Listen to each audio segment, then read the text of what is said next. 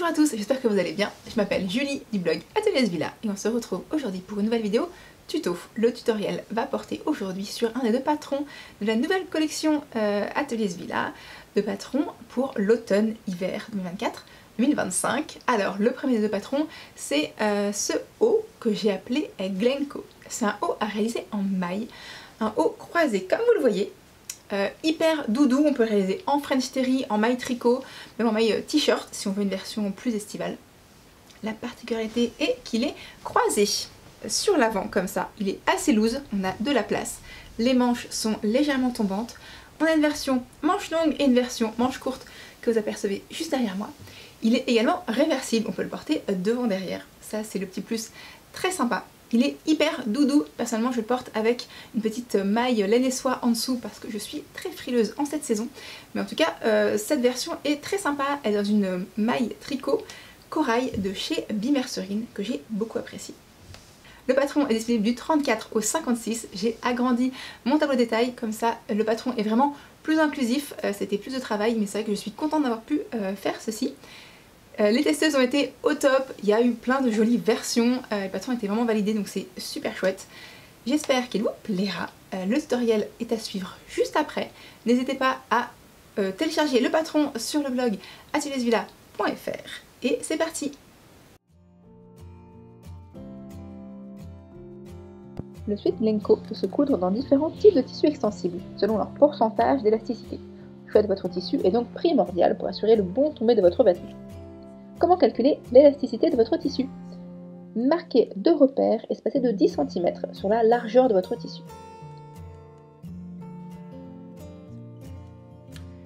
Puis tendez votre tissu horizontalement et mesurez la nouvelle distance entre les deux repères précédemment marqués. Ensuite, place au calcul de l'élasticité. Nous avons à présent 16 cm et non plus 10. Cela fait donc 6 cm en plus, soit 60% d'élasticité pour notre tissu. Le patron Glencoe conseille des tissus jersey, maille Milano, maille, French terry possédant une élasticité entre 20 et 70%. Le patron est proposé pour une stature d'1,72 m de la taille 34 à la taille 56. N'hésitez pas à jeter un œil sur le tableau des mesures pour pouvoir comparer avec vos mesures personnelles et choisir ainsi la meilleure taille qui vous convient, mais également pouvoir adapter le patron selon votre stature. Une fois que vous avez coupé les pièces à votre taille, positionnez les différentes pièces sur votre tissu plié en deux, endroit contre endroit. Les plans de coupe qui sont proposés dans le livret correspondent aux tailles 34 à 48 et 50 à 56, avec une lèse de 140 cm. Vous pouvez bien sûr adapter votre plan de coupe en fonction de la lèse de votre tissu, de votre taille, ainsi que du type de tissu, s'il est imprimé ou non. Prenez soin ensuite de venir découper toutes vos pièces.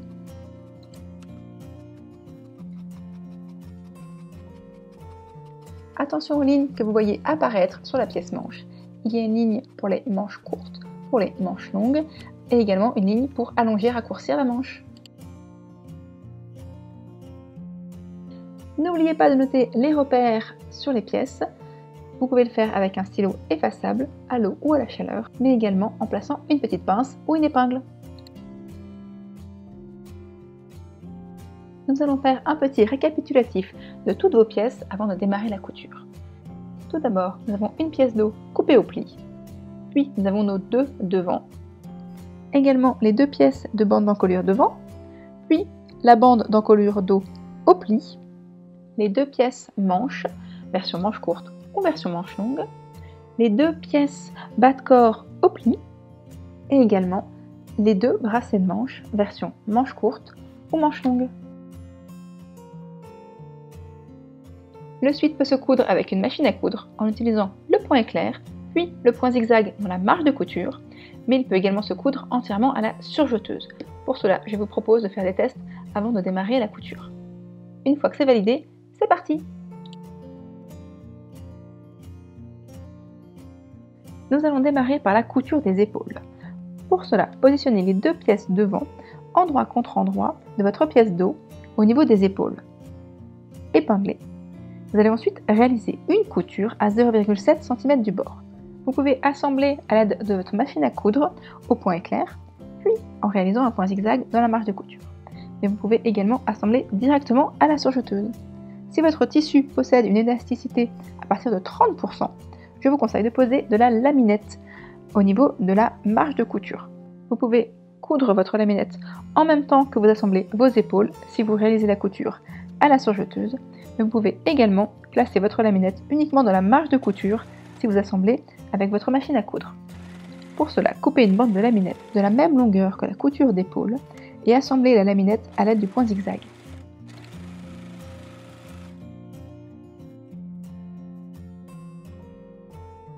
Une fois la couture d'épaule réalisée, place à la bande d'encolure. Pour cela, positionnez endroit contre endroit la bande d'encolure dos ainsi que les deux bandes d'encolure devant au niveau des petits côtés. Vous allez épingler et réaliser une couture à 0,7 cm du bord.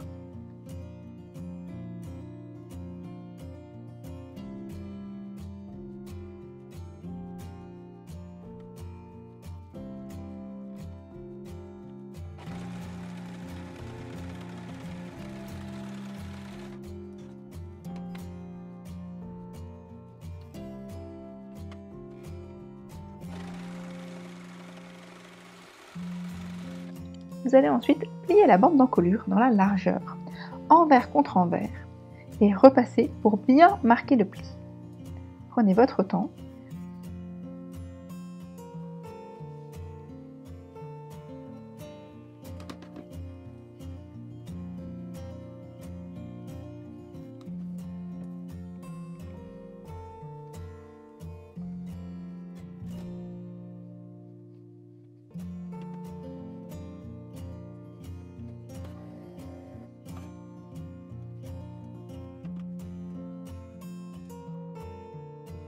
Positionnez les pièces corps endroit face à vous. Puis, positionnez la bande d'encolure pliée en deux, endroit contre endroit au niveau de l'encolure de votre haut. Commencez par aligner les coutures d'épaule, ainsi que les repères de milieu de bande d'encolure devant. La bande est plus courte que l'encolure. Il est donc nécessaire de l'étirer légèrement en répartissant le tissu. Pour cela, épinglez et vous allez ensuite réaliser une couture à 0,7 cm du bord. Prenez le temps de bien épingler et répartissez la matière sans créer de plis ou de fronces.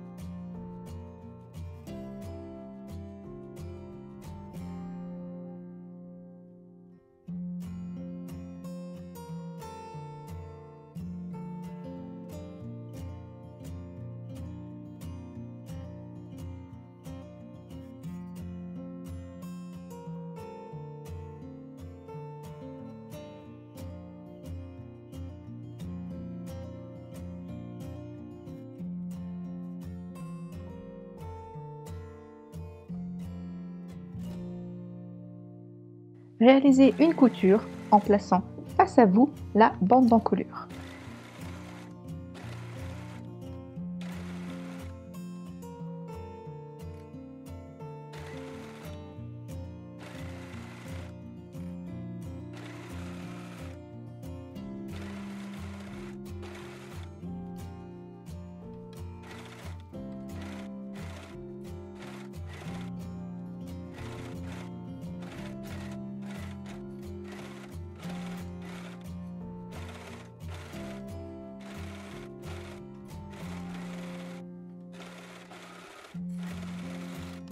Retournez ensuite la bande d'encolure vers l'endroit et repassez pour bien aplatir la marge de couture en direction de l'intérieur du vêtement. Vous pouvez utiliser un clapeur pour bien plaquer vos coutures. Pour cela, munissez-vous de votre fer à repasser, mettez de la vapeur, puis venez presser une dizaine de secondes la pièce de bois pour pouvoir plaquer et en fait aspirer l'humidité de votre tissu et donc plaquer davantage votre couture.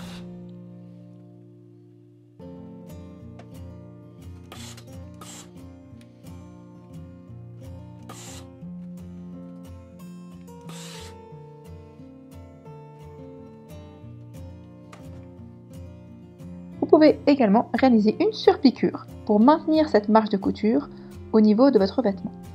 Elle peut être esthétique, réalisée à l'aiguille double, à la machine à coudre, ou alors réalisée au point zigzag.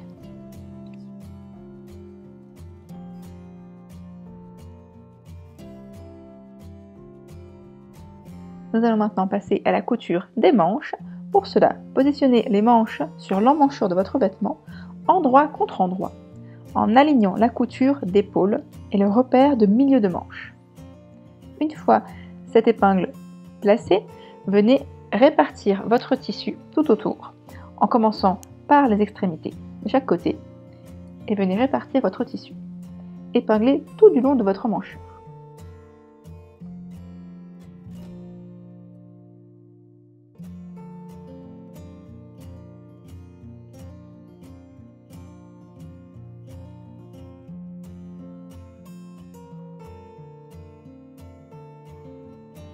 Puis réalisez une couture à 0,7 cm du bord.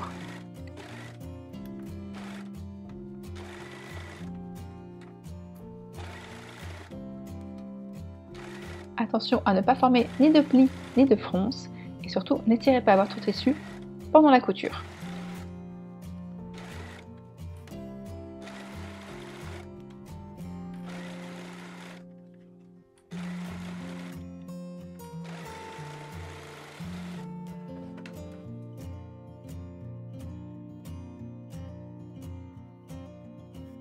Vous pouvez maintenant réaliser les mêmes étapes pour la deuxième manche de votre haut.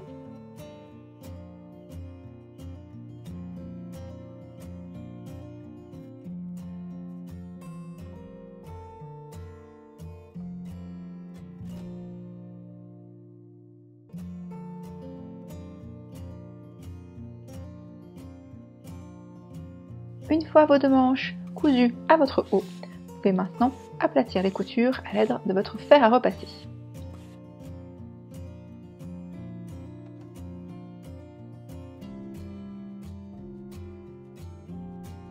On passe maintenant à l'assemblage des côtés du sweat. Pour cela, positionnez le corps dos endroit face à vous, puis venez recouvrir avec les deux demi-devants. Commencez par le demi-devant gauche, puis le demi-devant droit qui doit le recouvrir.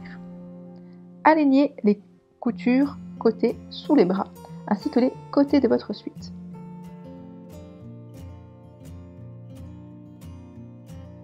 Du côté droit, vous allez avoir la bande d'encolure qui dépasse légèrement. Je vous conseille de recouper de manière à suivre le côté de votre sweat.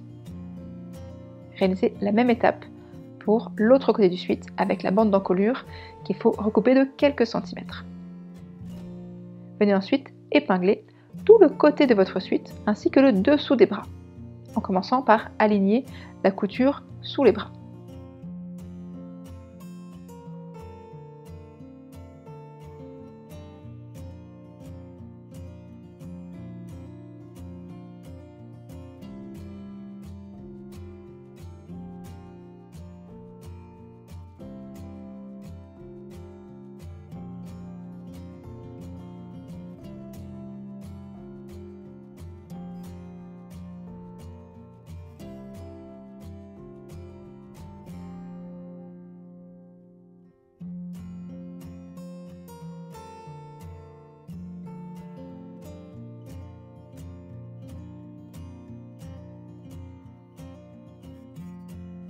Puis venez réaliser une couture à 0,7 cm du bord.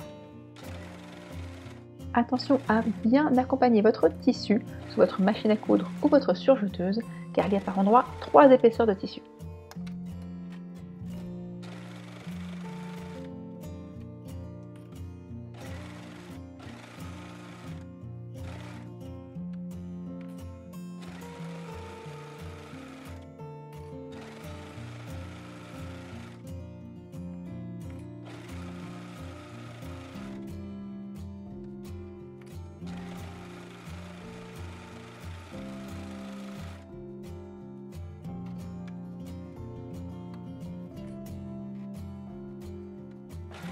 réaliser les mêmes étapes de couture côté de l'autre côté de votre suite. Vous pouvez vous aider en tirant légèrement sur votre fil de surjeteuse ou de machine à coudre à l'arrière pour pouvoir enclencher les premiers centimètres de couture.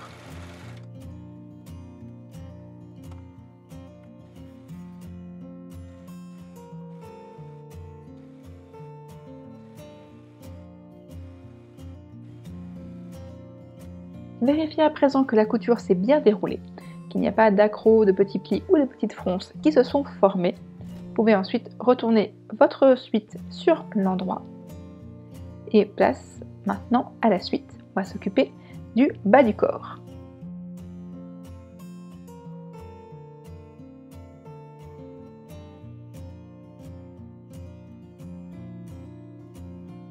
On passe maintenant à la bande de bas de corps. Pour cela, positionnez les deux bandes de bas de corps endroit contre endroit au niveau des deux petits côtés. Épinglez les côtés et réalisez une couture à 0,7 cm du bord.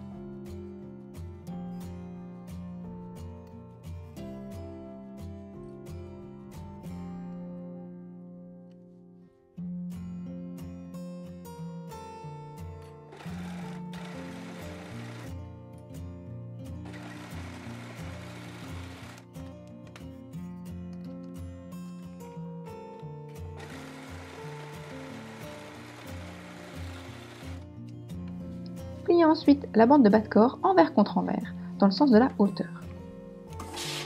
Marquez bien ce pli au fer à repasser.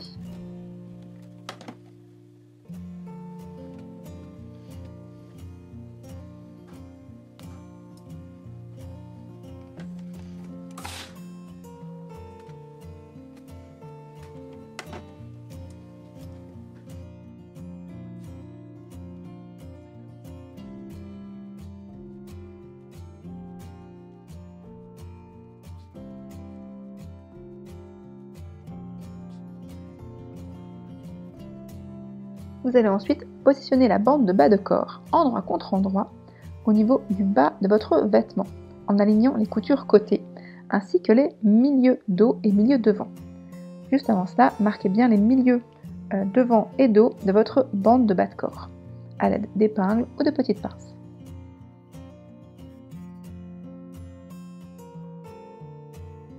Répartissez bien la matière. Attention, il y a un petit peu d'épaisseur sur les devants. Épinglez tout du long du bas de corps. Venez ensuite réaliser une couture à 0,7 cm du bord.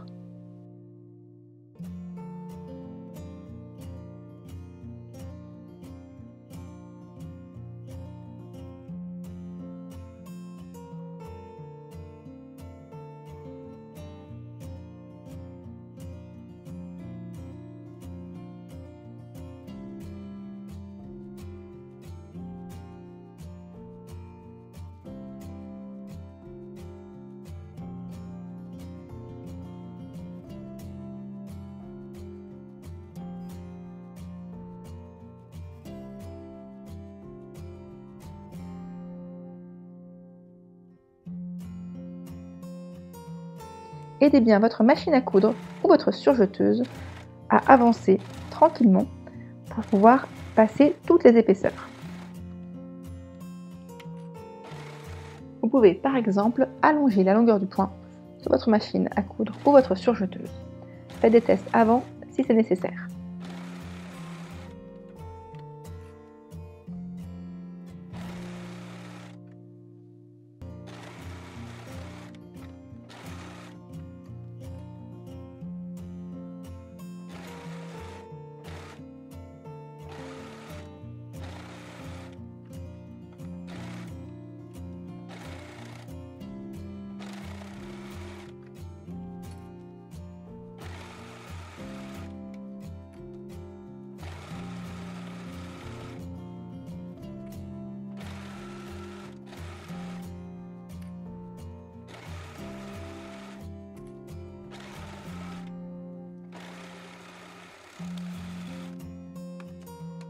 Une fois la couture terminée, retournez la bande de bas de corps sur l'endroit et faites un petit coup de vapeur pour plaquer les coutures.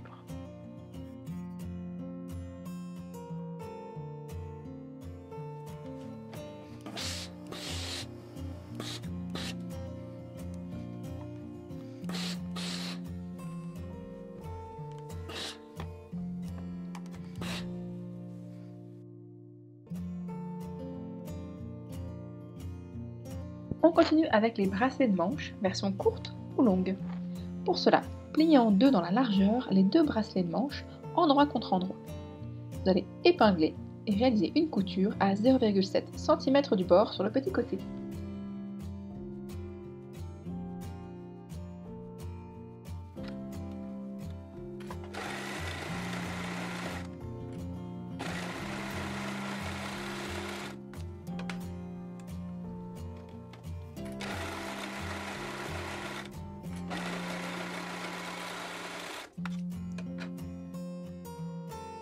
Pliez à présent les bracelets de manche envers contre envers dans la hauteur et marquez bien le pli au fer à repasser.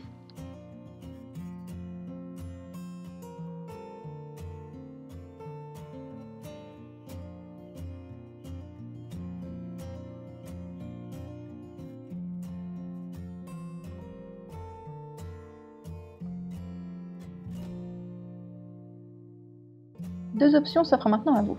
Vous pouvez soit répartir la matière entre le bas de manche et le bracelet de manche en étirant le bracelet de manche au maximum, soit vous pouvez réaliser une ligne de fronce, voire même deux lignes de fronce sur le bas de votre manche pour pouvoir plus facilement former les fronces et placer votre bracelet de manche.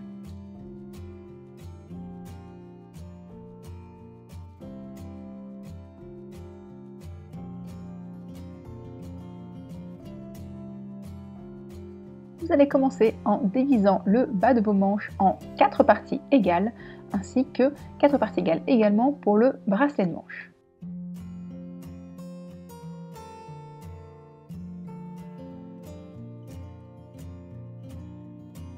Une fois les deux longueurs divisées en 4 parties égales, placez votre bracelet de manche endroit contre endroit de votre bas de manche. Veuillez à bien faire coordonner les repères du bas de manche et les repères des bracelets de manche.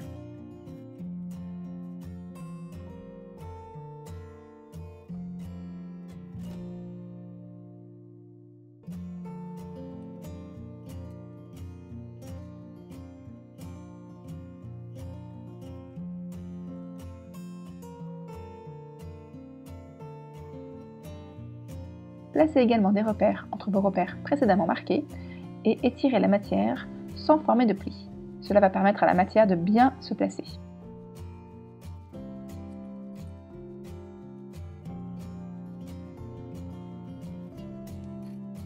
Vous pouvez à présent passer à la couture. Pour cela, assemblez le tout à 0,7 cm du bord, avec face à vous le tissu de votre manche et non le bracelet de manche. Le bracelet de manche doit être dessous. Vous allez tirer la matière du bas de manche sans tirer le bracelet de manche. Attention à éviter tout ce qui est pli.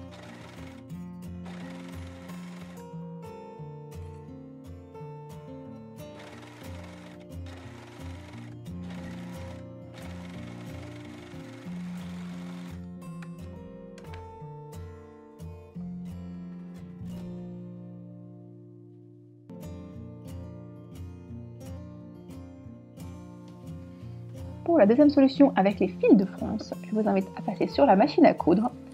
Venez ensuite allonger votre point droit au maximum et réaliser deux lignes de fronce séparées de quelques millimètres. Surtout sans faire de point d'arrêt au début et à la fin.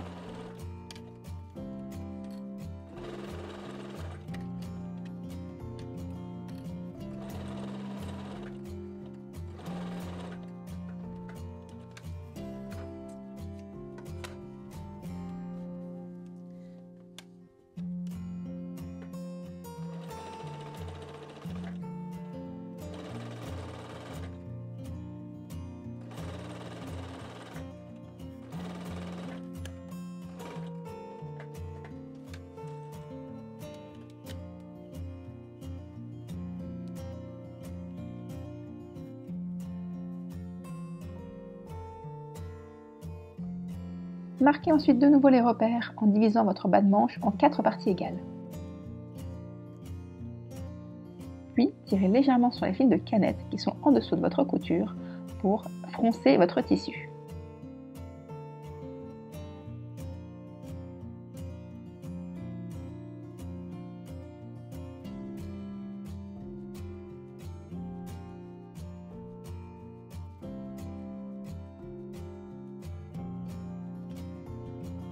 Passez ensuite votre bracelet de manche endroit contre endroit de votre bas de manche. Répartissez le tissu pour faire correspondre vos différents repères de bas de manche et de bracelet de manche.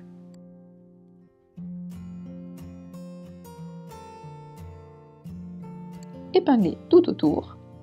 Vous allez pouvoir ensuite réaliser une couture à 0,7 cm du bord.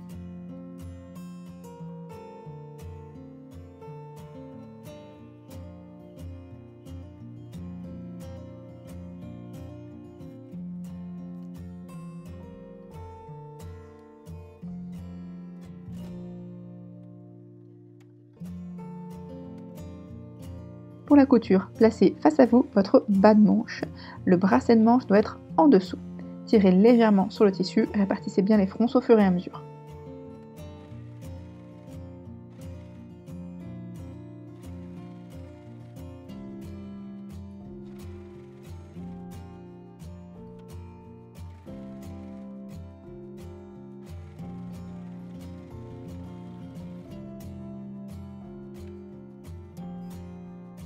La couture de bas de manche est terminée, il ne vous reste plus qu'à enlever délicatement au découvite votre fil de fronce qui apparaît encore sur le tissu.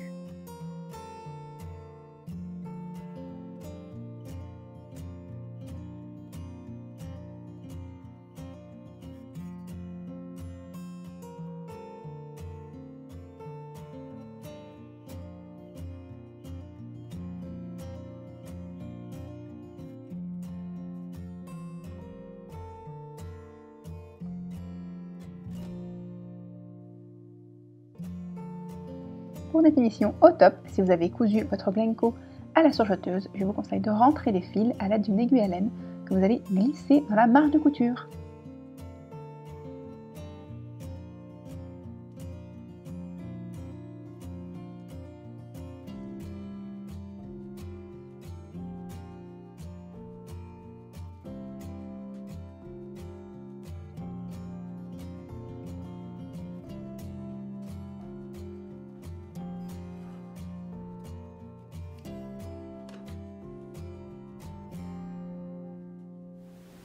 J'espère que le tuto vous a plu.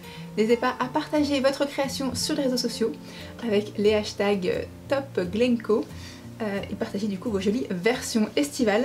Je sais qu'il y en aura d'autres de mon côté parce qu'elle est vraiment très agréable à porter. Et je vous dis à très vite pour de nouveaux tutos.